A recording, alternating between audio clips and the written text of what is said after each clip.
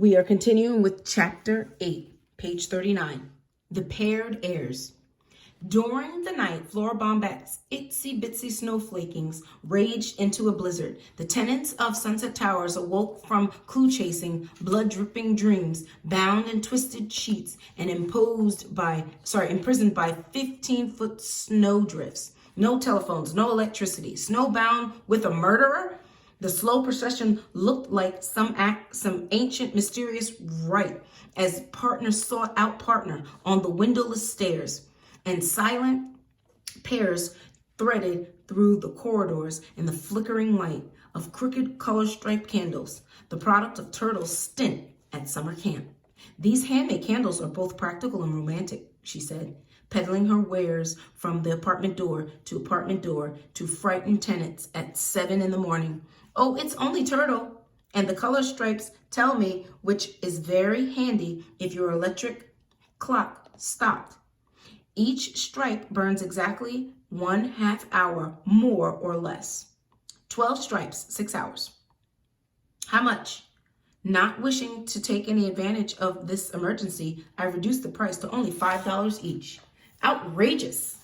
Even more so when the electricity came on 2 hours after the last sale. "Sorry, no refunds," Turtle said. No matter, what was $5 to heirs of an estate worth $2 million? Clues, they had to work on those clues. Behind closed doors, whisper, someone may be listening. Not all the heirs were huddled in plotting, puzzle-solving pairs. Jake Wexler had retreated to his office after a long, loud argument with his wife. He sure could have used half of that $10,000, but he wouldn't admit it to her. The forfeited money upset her more than the murder of her uncle, if he was her uncle. 5 floors above, Jake's partner stood before the restaurant's front window, staring at the froth on the angry lake beyond. No one had bothered to tell Madam Who about the Weston game. Other players were snowbound elsewhere, Denton Deer in the hospital, Sandy at home. No one gave a thought to where Otis, Amber, and Crow might be.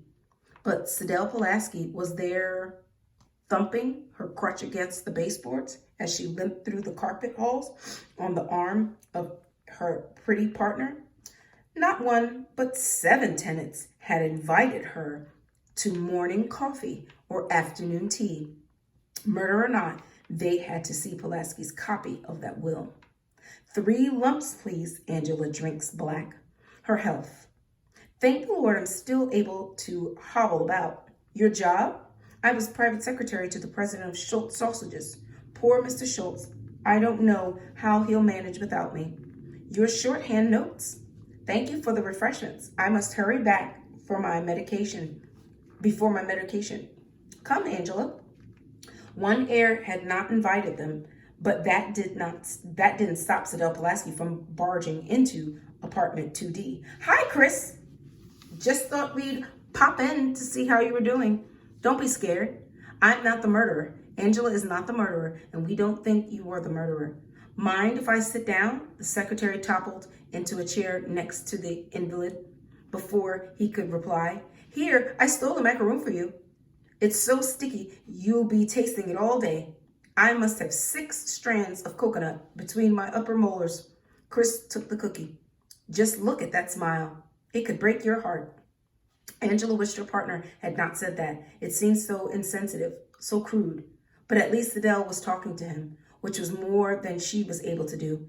Angela, the fortunate one, standing like a dummy. I know Denton wants to work on the clues with you. He's snowbound too.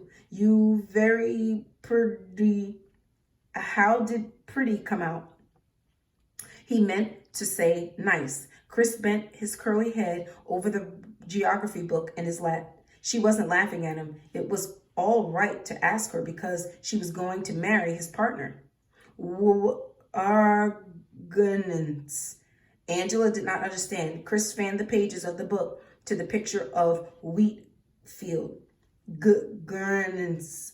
"Oh, grains. You want to know the names of some grains?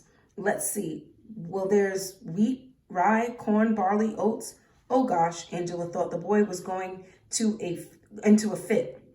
but he was only repeating her last words. Oats. Sidel was puffing her warm breath on the window and wiping a frosted area clean with her sleeve. Now, you'll be able to watch the birds again. Anything else we can do for you, young man? Chris nodded. Short handness. The pretty lady and the funny lady moved quickly out of the door. One limped, but it was pretended limp, he could tell. Not like the limper on the Westinghouse lawn. Oats. Chris closed his eyes to picture the clues. For plain grain shed. Grain equals oats equals Otis Amber. For D from shed equals Ford. But neither the delivery boy nor the judge limped, and he still hadn't figured out she or plain. He'd have to wait for Denton Deer. Denton Deer was smart. He was a doctor. Chris raised his binoculars to the cliff. Wind-blown drifts buttressed the house. Something moved on the second floor. A hand holding back the edge of a drape. Slowly, the heavy drape fell back against the window. The Westinghouse was snowbound too, and somebody was snowbound in it. Only one of the players thought the clues told how the $10,000 check was to be spent. Take stock in America, the will said. Go for broke, the will said. In the stock market, Turtle said. And whoever makes the most money wins it all. The whole $200 million. Their clues, C, Mountain, M, O, stood for symbols of 3 corporations listed on the stock exchange.